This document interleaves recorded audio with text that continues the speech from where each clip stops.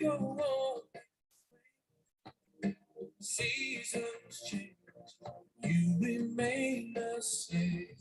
Through the eyes of shame, still the same old game. Cry, cry, even though you lie, no hope inside. You lay down to die, but remember you then left me in. So I held you, that gave you hope again. No matter what they say, I won't go away. I need you. No matter what it takes, come stay. I'm here for you. Never give up on you. I give you my life, it's true. And I never give up on you till you begin anew. And I never give up on you because of my love for you.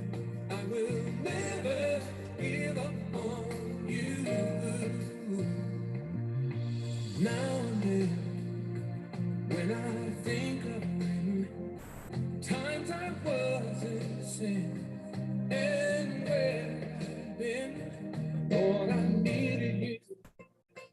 And you always knew you'd see me through, and you'd show me too that you'd come to me, and you'd set me free whenever I believe that you'd never leave.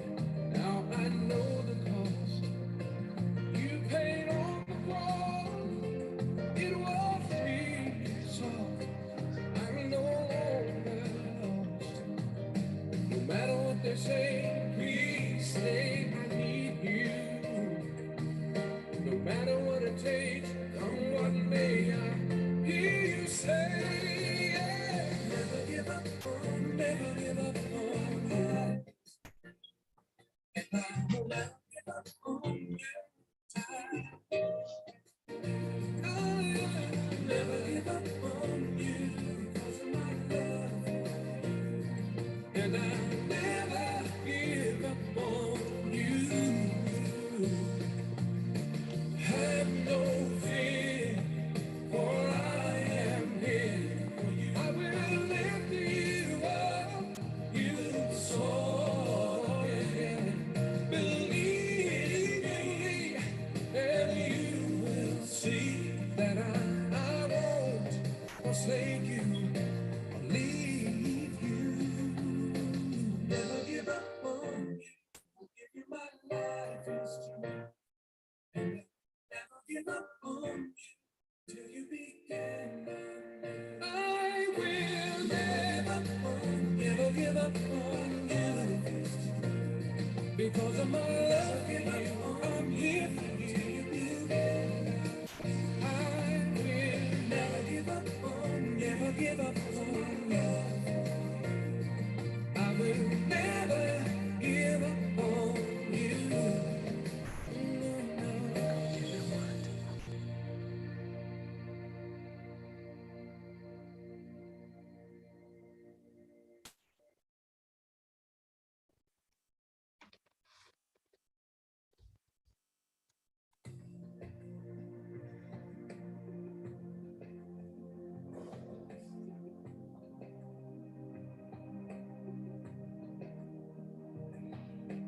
Yesterday seems so far away. When I heard you say, can't go on. Seasons change, you remain the same. Through the eyes of shame, still the same old game. Cry, cry, even though you lie, no hope inside.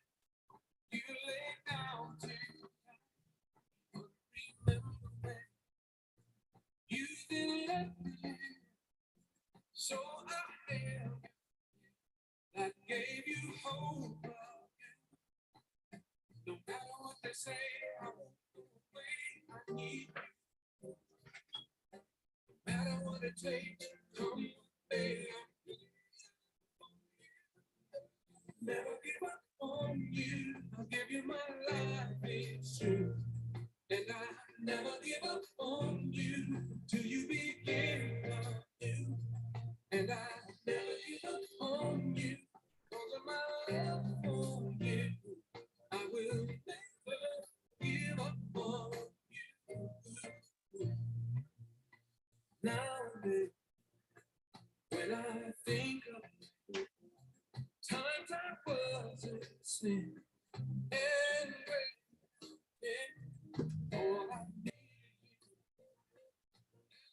always knew you'd see me and you'd show me too that you'd come and you'd set me free whenever that you never. I know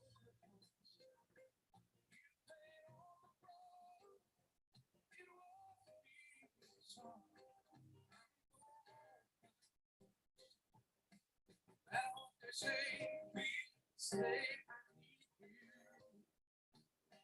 I don't want to take on one day I hear you say.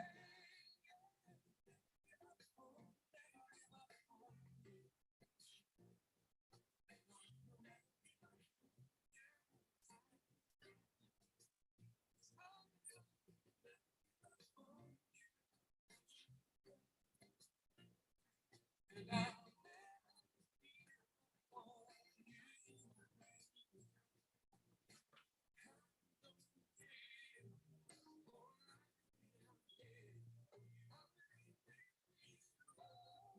you believe and you see that I won't forsake you. Never give up on you. I'll give you my life this time. Never give up on you.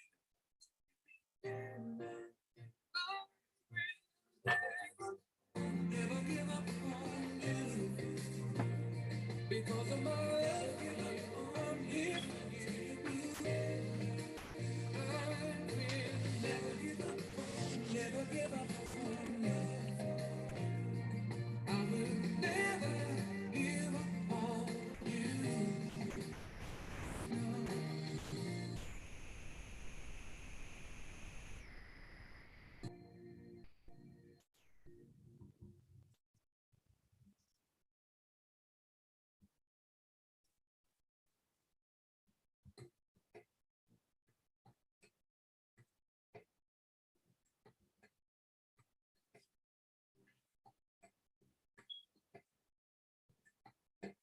Yesterday seemed so far away when I heard you say, can't go on. Seasons change, we remain the same. Through the eyes of shame, still the same old you.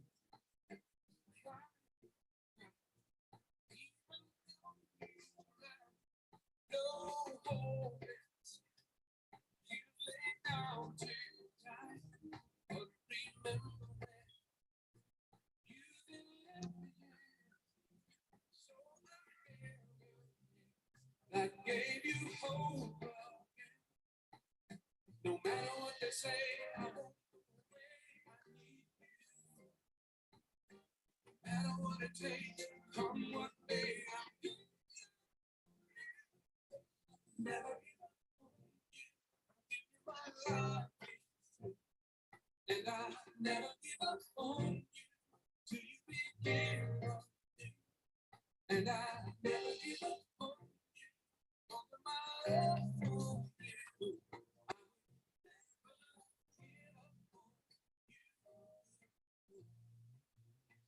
Now, when I think times I wasn't listening, all I needed you, and you always knew.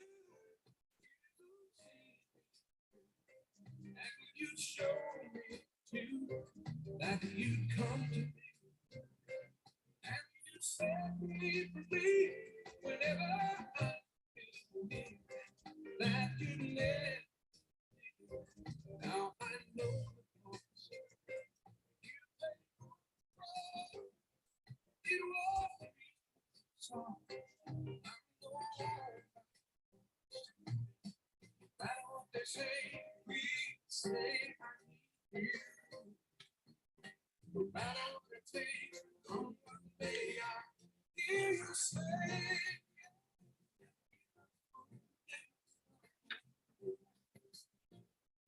and I know from you,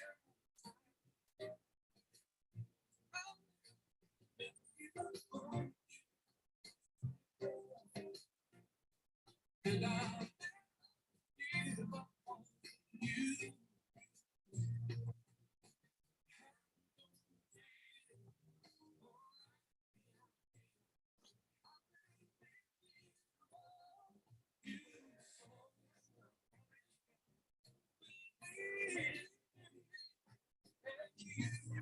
See that I'm not forsake you.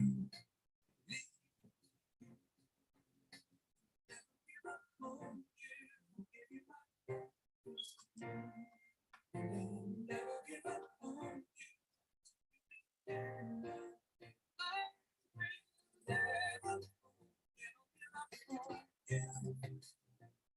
because of my love. I'm here. Never give up on you. Never give up on you. I will never give up on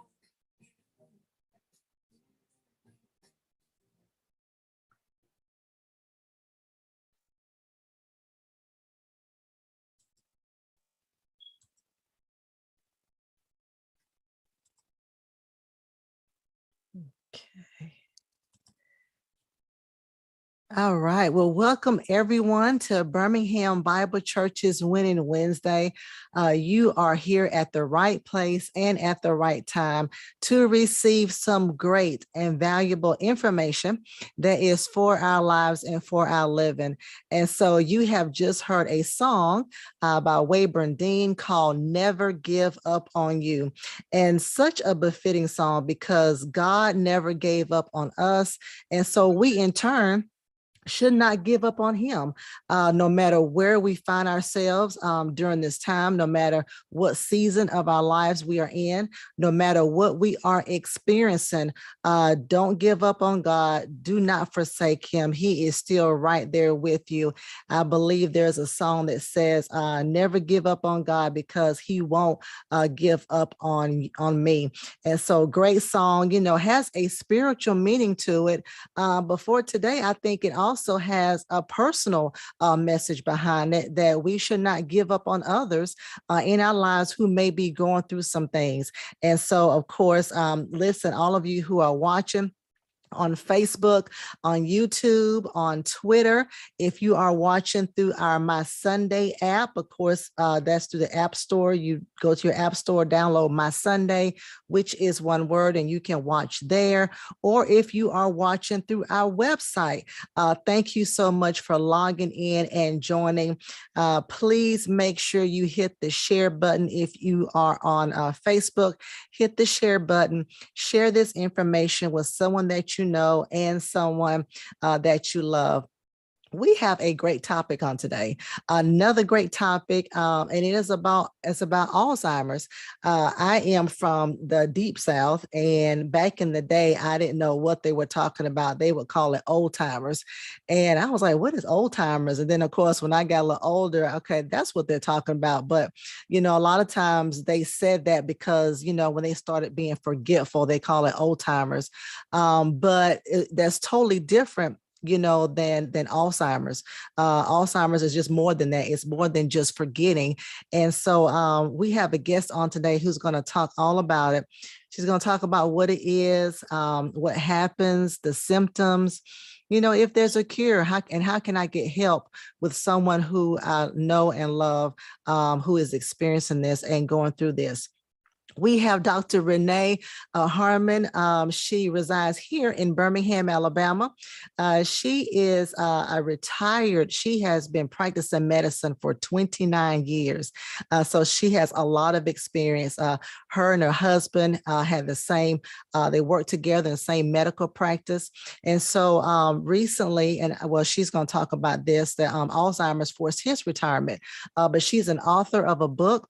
And so I believe her testimony and her information is going to help those who are caregivers, going to help anyone who has been experiencing this, even personally.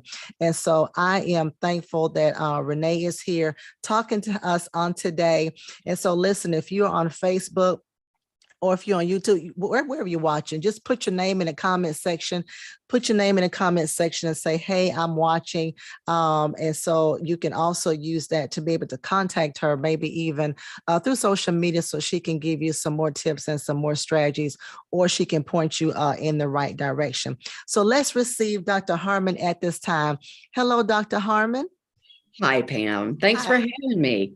Oh, definitely. I'm glad your schedule allowed you to join us here on today. And so, of course, you can open up however you want to. If you want to talk a little bit about yourself, that's fine. Or if you want to jump into the Alzheimer's Association presentation, that is great. But you can, let's start with that. Talk to us a little bit about yourself and kind of your journey.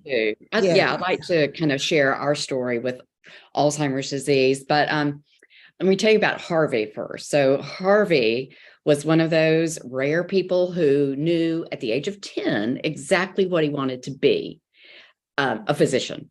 And he pursued that goal doggedly. We met in college. Both of us were pre-med and driven.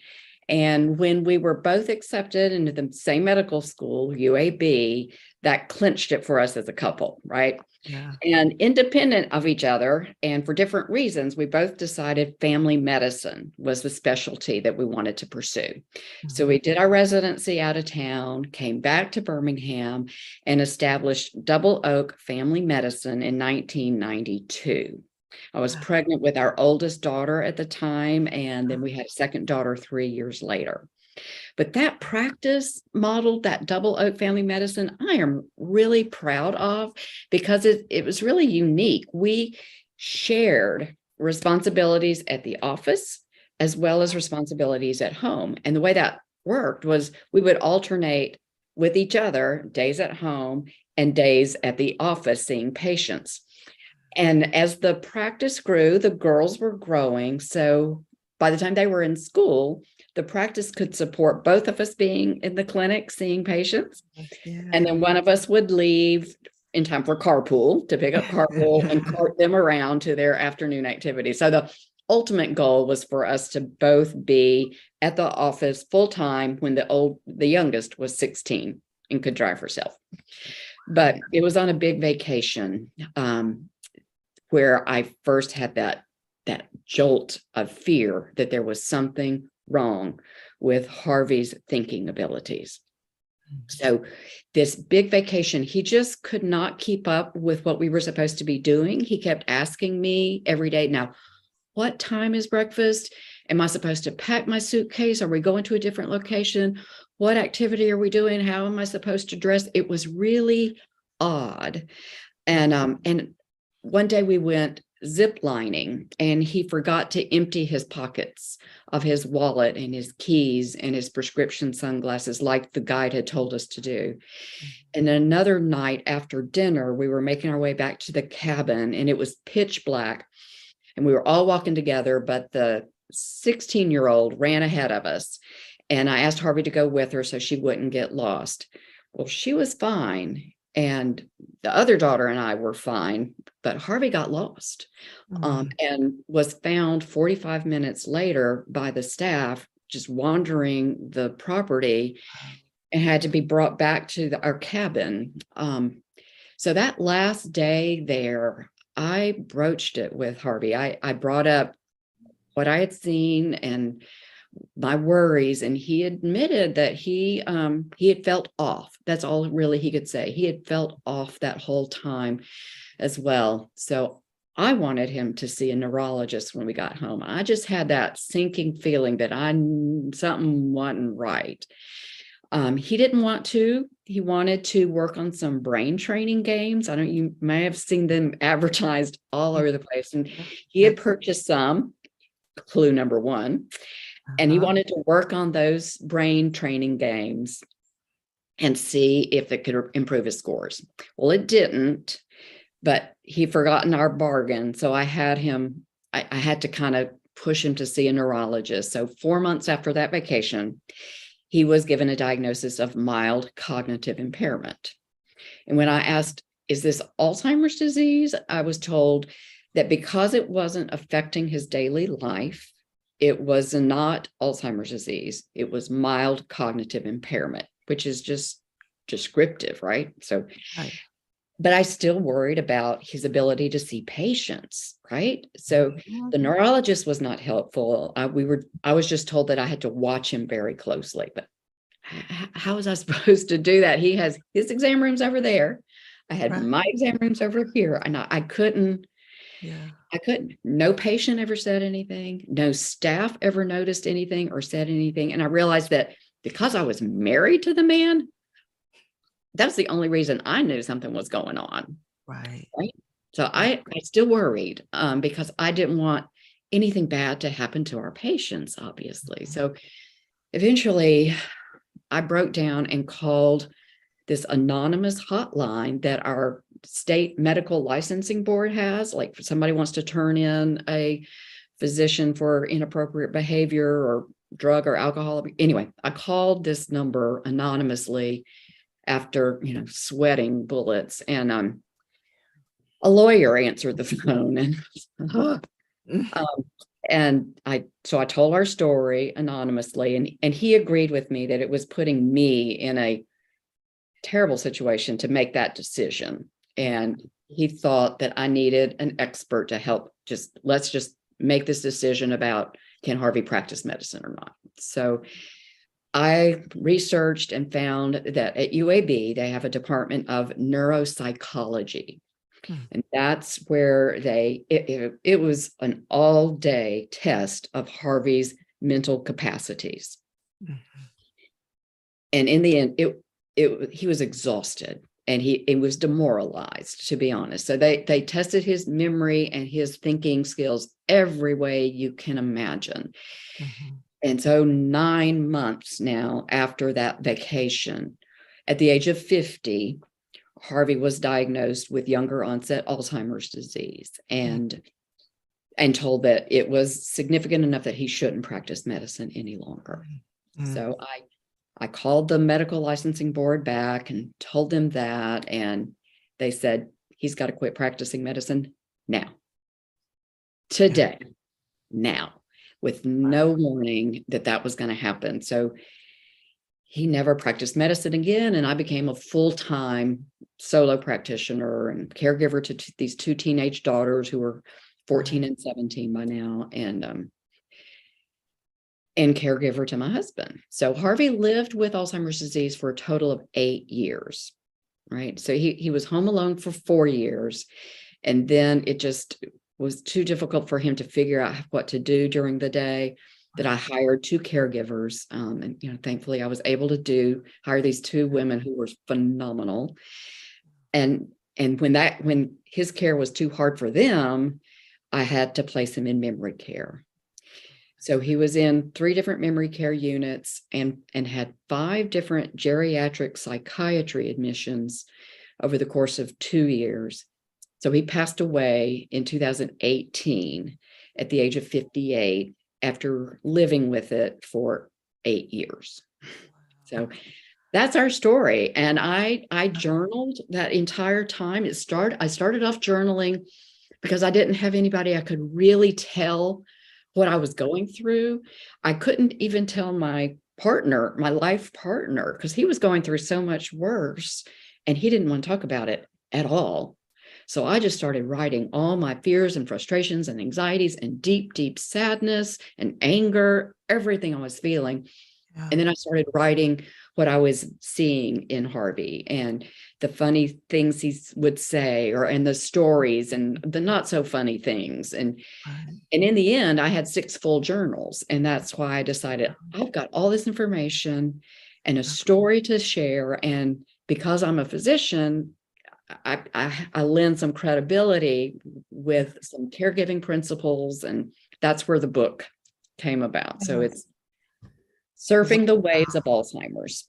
Wow, what an awesome testimony. Because when you said 50, and maybe you'll get into that a little later, isn't that kind of young? I don't know the average age, but I haven't heard of someone being at 50, having Alzheimer's, the onset of it. Yes, it is rare. It's I think 3 to 5% of all Alzheimer's is younger onset, and that's defined at if you're diagnosed before the age of 65. That's the okay. Mm-hmm. And also, you have me nervous because I'm like, sometimes I forget to. Of course. I forget to do certain things. Yeah. And Harvey himself, like when I confronted him about it, he said, Renee, I've been telling you, I didn't think my memory was so good for the last couple of years, and he had, and I'd been chalking it up to middle age. Who is it? Right. Yeah. We'll talk about that a little bit in the presentation portion about what's the difference. Yeah. And then also talk about how your daughters, I don't know, how they could manage that, because that was tough, because I guess he probably got the onset maybe when they were in elementary school or maybe middle school. They were 14 and 17. So they were in 9th grade and 12th grade. Okay. Just started 9th and 12th grade when he was diagnosed. But yeah. Leading up to that, they would say things like, Mom, you better come pick me up. I'm not sure Daddy knows how to get here. Wow. Yeah. So even then they knew something was off. Yeah.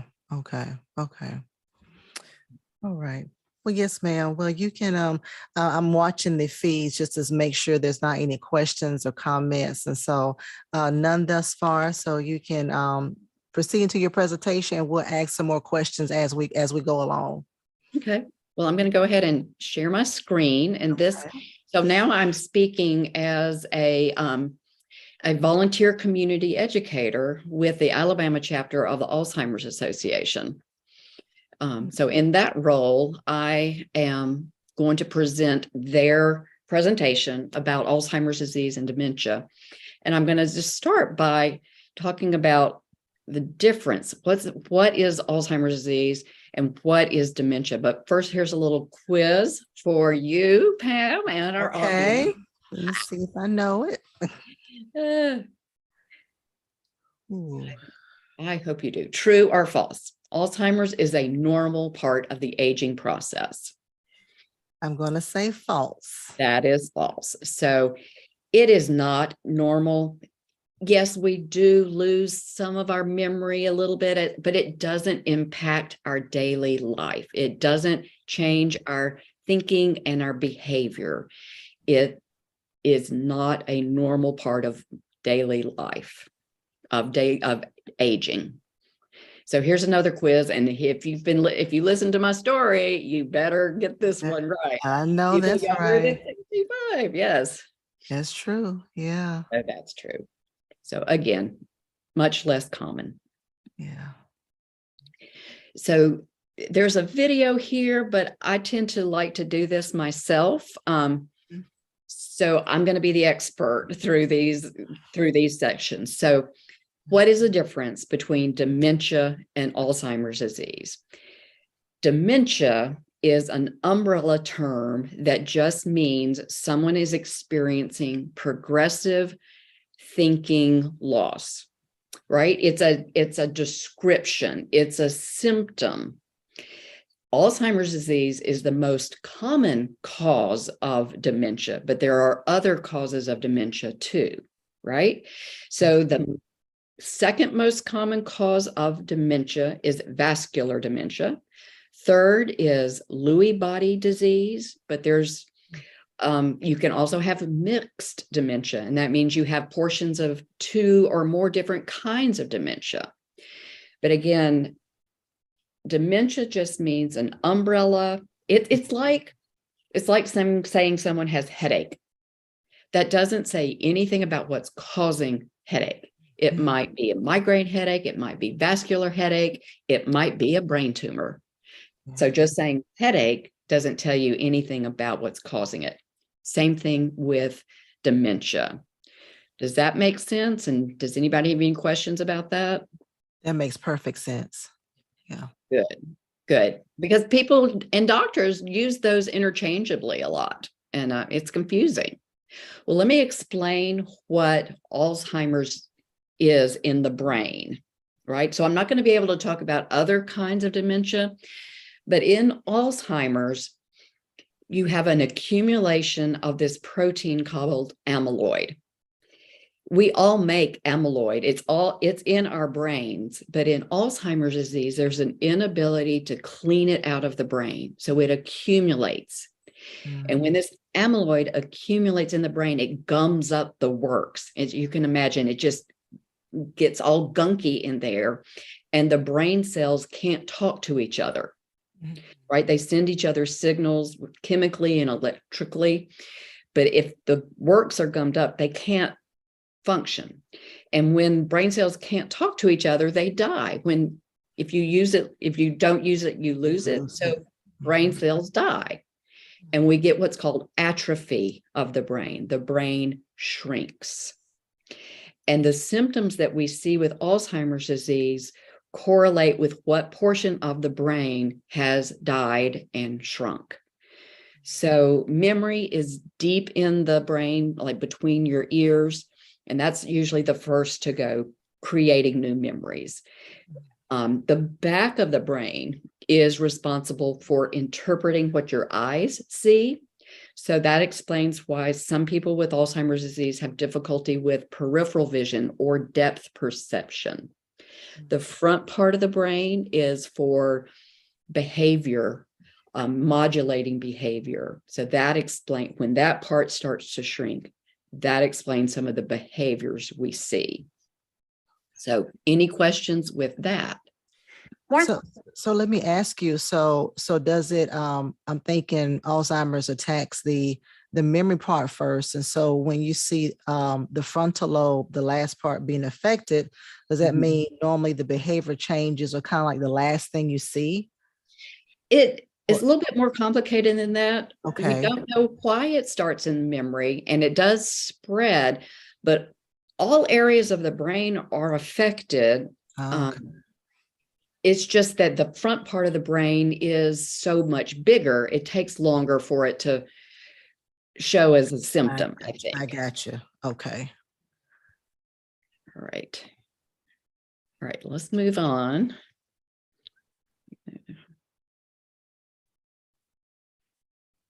All right, who is at risk? So here's another test your knowledge. And this one's tricky. I'm just going to give you that. Okay. What is the greatest known risk factor for Alzheimer's disease? Ooh. I'm putting you on the spot, aren't I? Well, I'm going to do the process of elimination. Okay. I'm going to say not age. So I'm going to go with genetics. Yeah. It's age. It's actually age, really? Yes. Isn't that interesting? It is tricky. But as we age, our risk goes up. Look at this slide. After age 65, the risk of Alzheimer's doubles every 5 years, right? 34% of all Americans over the age of 85 have Alzheimer's disease. Wow. That's amazing. And I've had patients say to me, I'm 85 years old. I don't have a thing wrong with my memory, so I know I'm out of the woods with Alzheimer's disease. No, not really. So that, anyway, that just kind of blows everybody's mind when you put it this way. But let's look at these other two risk factors too, because they're important. Genetics. We do know that there are some genes that can cause Alzheimer's disease. So there are very few of those type of genes. If you have it, you will get Alzheimer's disease. They're very, very rare, and that causes younger onset Alzheimer's, not the older onset Alzheimer's. What's more important are the set of risk genes. There's a great number of risk genes. We're finding more and more of those risk genes. And the more of the risk genes you have, the higher your risk of developing Alzheimer's is, but it's not 100% either. You could have a raft of risk genes and never get Alzheimer's disease. You can have Alzheimer's disease and not have any risk genes. So it's not a simple black and white thing. Same with family history, which is probably linked to genetics too, right? Right. So the more family members you have with Alzheimer's disease, the more risk you have. But again, it's not black and white. You can have family members and never get it. You can get it and never have a family member who's had it, Yeah. right? Let's look at a few other populations that are at risk.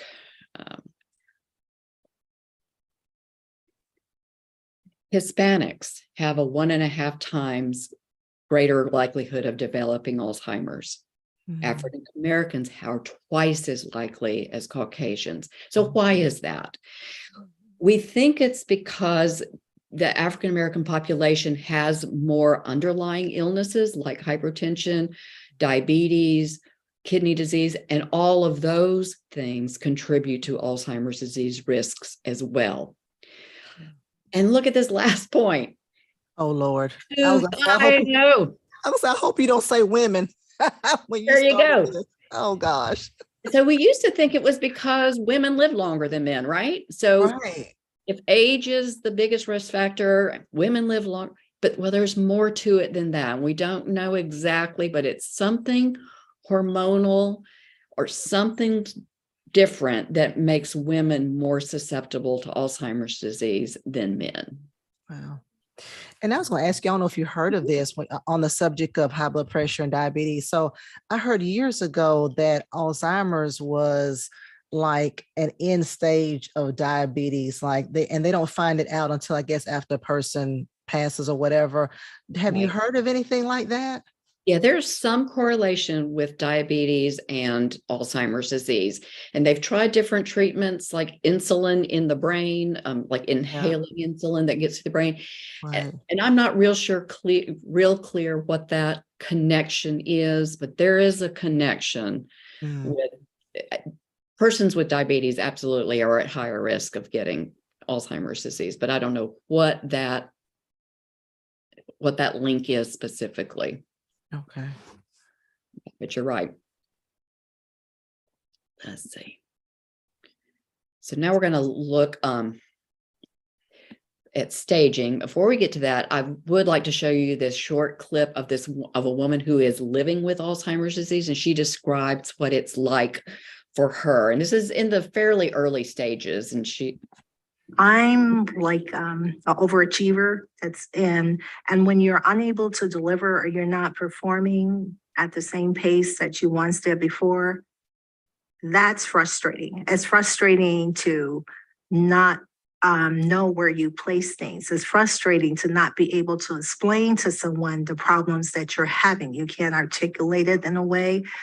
It's frustrating to read something and you forgot what you read. It's frustrating to continuously have to change your password and you just changed it last week and you're constantly doing the same thing over and over again.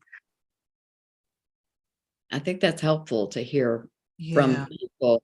Let's look at another one. Let's look at this. It's a different kind of forgetting. It really, really is. It's not just forgetting where I put my car keys. It's much deeper than that. And for example, I cannot read a book. I used to be a voracious reader because by the time I turn a page, I have forgotten what I had read. And if you're reading a novel, you have to know what transpired before in order for you to continue to read on. And so I can't read a novel. So I've even stopped trying. I think both of those women, it's really interesting. You would never have an idea that they have a problem, right? They both are so eloquent, speak so well. Mhm. Yet one woman probably can't work anymore. And the second woman can't even read because of their Alzheimer's disease. Mm. Let's move on to show you the stages. So this is the timeline of what happens with Alzheimer's disease. We now know that this accumulation, this buildup of amyloid happens years before symptoms.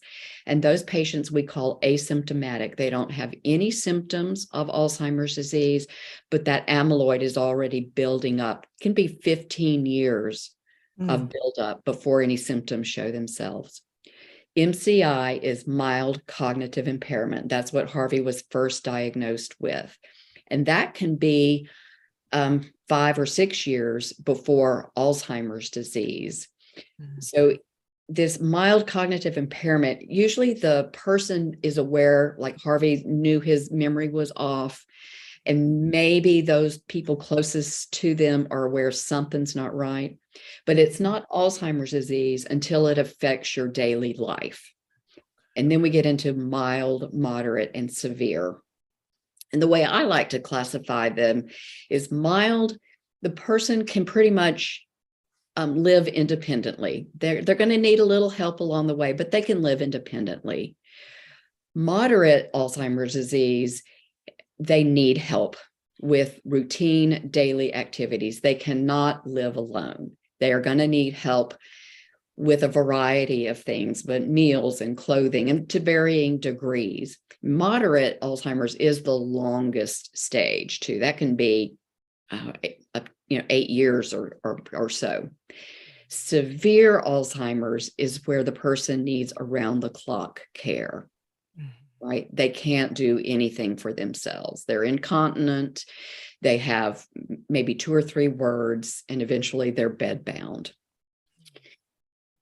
So that's, and every person is different. Everyone goes through this in a different rate, might linger longer in one stage than another. One of the phrases that I kept coming back to is, if you've seen one case of Alzheimer's disease, you've seen one case of Alzheimer's disease. Right. Right. They're all different.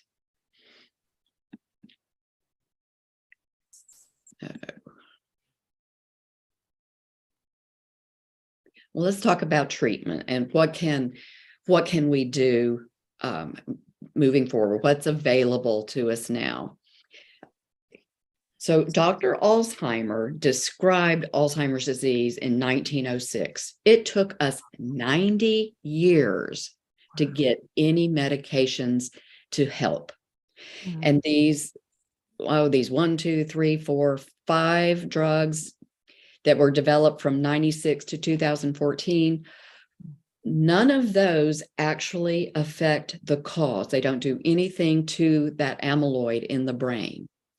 The way those drugs work is they help the brain function better by creating so that cells can talk better to each other. They change the chemical milieu, the pool of material in the brain so that cells can talk better to each other. But the amyloid is continuing to build up. So they don't stop progression of the disease. They might slow progression of the symptoms, but they don't slow progression of the disease, if that makes sense that way. Right. Let's say if someone doesn't get Alzheimer's, doesn't get any medications, they might go down like this. But with these medications, they may go down like this. So the slope is not as steep. Yeah. With those. Well, in June of 2021, we got our first drug that actually affects amyloid in the brain. Hallelujah, we're finally on to something. Yeah. But, right, you might remember it was very controversial. It's still controversial because it's extremely expensive. Medicare and Medicaid don't want to pay for it because it's very expensive, and it doesn't work. It doesn't work very well, and it has really bad side effects, swelling of the brain. So why didn't it work? We know it cleans out amyloid in the brain, right? We've shown that in mouse models and in human models, amyloid is decreased. But if you remember, I said that brain cells die and you get brain atrophy. Once a brain cell is dead, it cannot regenerate. So just removing amyloid from a shrunken brain does not restore it to normal health, Yeah. right? We need to give this kind of drug to patients before they have any symptoms. Yeah. Right. I hope that that's making sense. And this is the wave of the future. This is where medicine is heading. This is where our research is going. These antibodies against amyloid, and there's a second protein I didn't mention called tau that also plays a role. If we can develop antibody treatment and give them to patients before they have symptoms, then maybe we can make a difference.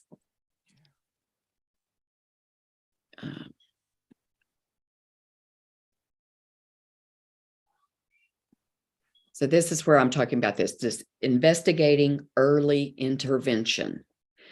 So one branch of that is, how are we going to diagnose these patients early?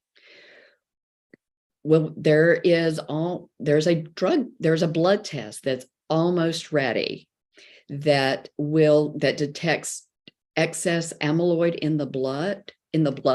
And if we can find patients that way, then maybe we can offer these antibody drug treatments early.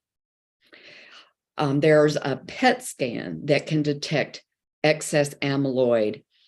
They're available, but it's very expensive. Insurance doesn't pay for it. It's still investigational, but that's how, like UAB and other places that are doing this type of research are finding these patients. So if you, as a normal, healthy person, want to enroll in a study at UAB, they are doing this kind of work where they're doing PET scans, finding patients that have too much amyloid, but no memory issues, and giving them these antibody drugs. And there's ongoing research about lifestyle factors. So you probably know that healthy diet, healthy exercise, healthy brain stimulation, healthy social stimulation, all help prevent Alzheimer's disease and help decrease your risk. So there are studies that are ongoing that continue to show that, yes, those lifestyle factors are important to prevent your risk, even if you have the genes, even if you have family history. You said social stimulation, so Yeah. just socializing with friends and family and. Absolutely. One of the biggest risk factors is being deaf, because that decreases your ability to socialize.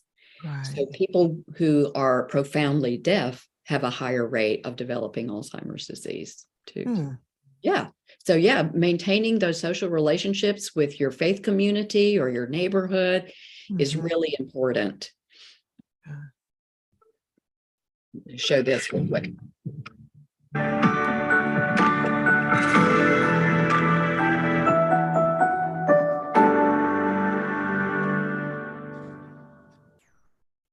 And that is just to remind everyone that I'm with the Alzheimer's Association. They have a chapter in every state, including Alabama. There is a 24/7 helpline for anyone who wants to call you. The phone will be answered by a master's level clinician who will help you with any question, concern you have, and then direct you to our local chapter who might have better resources and to know what's available in our area.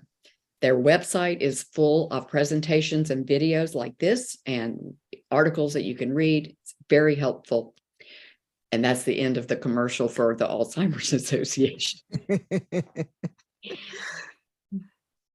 Let me ask you, first of all, this was really good. This was great, Dr. Harmon. I learned some things. I know our viewers did too. When it comes to, and I have a question about the personality. So I've also have been told or have heard that if a person is really pleasant in their life, then if they were to get Alzheimer's, they're going to be pleasantly, we used to call it pleasantly confused, or they're just pleasant Alzheimer's. Is that kind of true, or it's just different for everybody? Everyone's different. And you've probably all heard about the person who was sweet and kind all their lives. And then with Alzheimer's, they just turn into a nightmare. And the reverse is true too. Really mean old man might turn into a sweetheart, but they also can just become more of who they were. Yeah. If you've seen one case, you've seen one case. So yeah. And then if we like in the case of your husband, if we suspect somebody has it, I mean, you actually, of course, you're a physician, so you just kind of knew exactly what test to administer. What can we do beyond, I'm going to take him to my family doctor? Oh, well, the family doctor says, she's okay. What's the next? You mentioned UAB, and I think they're neuropsychological something other. And that was a very specialized department. But okay. The Department of Neurology has a memory clinic that is very, very good. Okay. Yeah. So neurology, and even private neurologists in town are very good at diagnosing and getting started. Some family physicians are, but you never know. Right. And like those two videos that I showed, they may show up at the office and look completely normal. And the physician's like, there's nothing wrong with you. Yeah. But you would want to ask for a neurology consult, and you can refer yourself or your loved one to the memory clinic at UAB. There is a very long wait, and they're working on that. But just that's the best step to get a person diagnosed. Okay, Department of Neurology. Okay. And, amazingly enough, so next week we have somebody coming on talking about wills. And so talk to us or give us some insight. So, for example, if Joe Blow starts having these symptoms, what kind of things need to be put in place? Like, I need to have somebody else on my bank account. I mean, what needs to I know you probably can't go through all of the strategies, but what are some things that kind of need to start taking place before the onset? And then attorneys are like, well, we can't do anything, because blah, blah, blah, That is such a good question, because that underscores why it's so important to get a diagnosis early. Right? Yeah. So that the person who's affected can make decisions about their future care. So it's an opportunity for them to say what they want, not that you necessarily can't abide by all their wishes, but at least they can make their wishes known. You can get the will done while they're still able to understand and sign their name, because an attorney won't do that if the person is so advanced that they can't sign. Right. So again, another reason to get an early diagnosis, a living will, and that's where you outline what you want to happen. So with Alzheimer's disease is a terminal illness. So the person can say, if I have if I have a stroke and only way I'm able to live is on a ventilator, then I do not want to be on a ventilator. So it's an opportunity to make those kinds of decisions beforehand very clear. Financially, there's really, I would say every family is different, but getting a power of attorney very early on while the person can still understand it and sign is important. And that way, when the person isn't able to manage their own finances, you've got this power of attorney that you can show the bank and get on their account. Yeah. And this was really good. I think I'm out of questions. I'm always asking a bunch of questions, but your book, so you still have books in production? Yes, ma'am. So it's available on Amazon, and it's available at Little Professor in Homewood, and it's available like online at Barnes and Noble and Walmart, as well as called Surfing the Waves of Alzheimer's. I have a website where I list where I'm speaking. I speak professionally as well as a volunteer. Yeah. And I write a blog. So I've been posting blog posts for almost 3 years now, 2.5 years. So it's reneeharmon.com.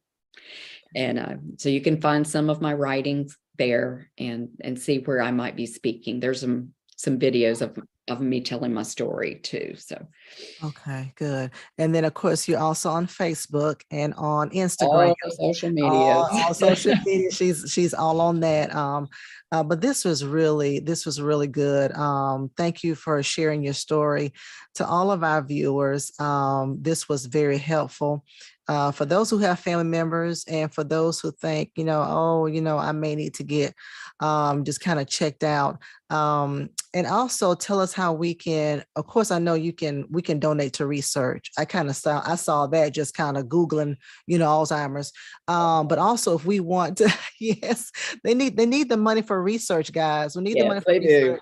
Yeah. And all of you young people who are trying to be doctors, hey, this is a great area, because they're still trying to find the cure, for Alzheimer's. So this will be great too for you guys.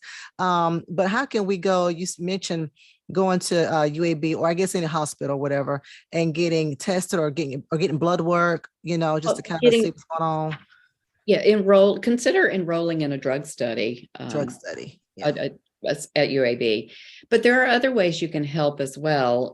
There is a local organization that's separate from Alzheimer's Association called Alzheimer's of Central Alabama. It's alzca.org. They have a list of all the support groups in the area. And they also provide scholarship to people who can't afford daycare for their loved ones who have Alzheimer's disease. We also give continence supplies to people who can't afford continence supplies for their loved ones. So they're a nonprofit organization that supports Alzheimer's patients and their families in a number of ways. So, yeah. Okay, awesome. That's very helpful to know. So that was alzca.org. Yes. Okay, very good. And then I also put out there, we have a member of our church. When I was getting ready for this, I was like, it'd be helpful to know what resources are out there if you need some support to take care of your loved one. And so we have someone at our church, LaShawn Springer. She has Hearts of Angels home health. And so she'll be a great resource too. But definitely, of course, everyone go to the alzca.org to see what free resources are available. But this was a great presentation.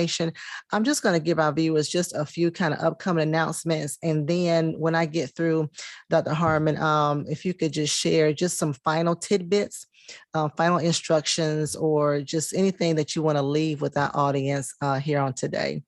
But thank you so much. All right. So everyone, don't forget, of course, we have our Experiencing God small group that is tomorrow.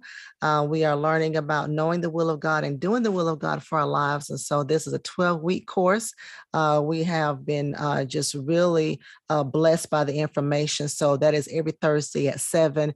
If you want more information or want to be a part of it, this is a Zoom session, of course, and it's private. Please give us a email at ladypam@tcowi.org. Send me an email at ladypam@tcowi.org. For our singles, we're having a singles lunch and learn this Saturday. You want more information about that? Please send us an email at singles@bhambc.org, singles@bhambc.org. Same thing for our married couples. Going to be same day, but different time. We're having our married couples lunch and learn. Send us an email at marriedcouples@bhambc.org. Also, as I've already stated earlier, very on-time information for today, because next week on our Winning Wednesday, we have attorney Katrina Graham. She's been with us before. She is the sole proprietor of Creative Mind Law. And so she not only does trademarking, but she specializes in wills. And so very important information to have. Too many people are passing away without a will, even famous people. You would be surprised. And so that is really important, especially if you have children and other people in your lives. And so please stay tuned next Wednesday at 12 noon Central Standard Time. Last but not least, we have our spiritual renewal retreat that's coming up in the month of June, from June 23rd through 25th. We have some awesome dynamic speakers who are going to help us get away with Jesus. We are going to be in the hills of Tennessee, so away from it all, but that's actually is located in White Bluff, Tennessee. Go to our website, bhambc.org, for more information. And then, of course, we will see you guys on Sunday for our temple worship celebration. We'll see you at 10 a.m. We meet in C.W. Hayes School there here in Birmingham, Alabama, 505 43rd Street North. And then please come out and support our children, because the millennials are leading the service on Sunday. They're going to be leading the entire service. So, of course, we hope to see you guys then. Dr. Harmon, thank you so much. This was really great. This was really good. I've learned a lot. I'm sure our viewers have too. And just thank you for sharing your testimony and everything. Please, we're going to have you again.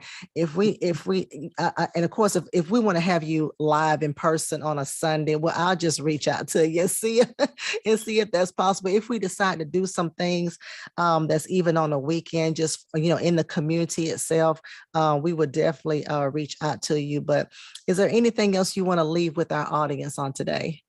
Yeah, I think what I'd like to make sure everyone understands that Alzheimer's disease is not something that we should be ashamed of. It is in the light. Maybe our parents and our grandparents didn't want to talk about it in the past, but we have treatment and we have ways that can help. We have resources now. So don't hesitate to bring up the subject with your loved one in a kind way, obviously, or if you yourself are concerned, just seek the help that you want, because it is not something to be ashamed of. It is a medical condition that we have some treatments available, and we're making strides. And the sooner you get diagnosed, the easier it is to make decisions and get the treatment. So. Yeah. And if your loved one is suffering from it, you're going to have to be just really adamant. I mean, I like how you were just like, no, something is wrong. We need to, you really pushed for it. So that's what we have to do. We have to be advocates for our family members. So thank you so much. So there's help available, guys. Thank you, Dr. Harmon. This was wonderful. Thank you for giving us your time, donating your time to talk about this subject of Alzheimer's disease. And so we appreciate you, and blessings be upon you and your 2 daughters and the rest of your family. Thank you so much. Thank you so much. All right. Bye-bye.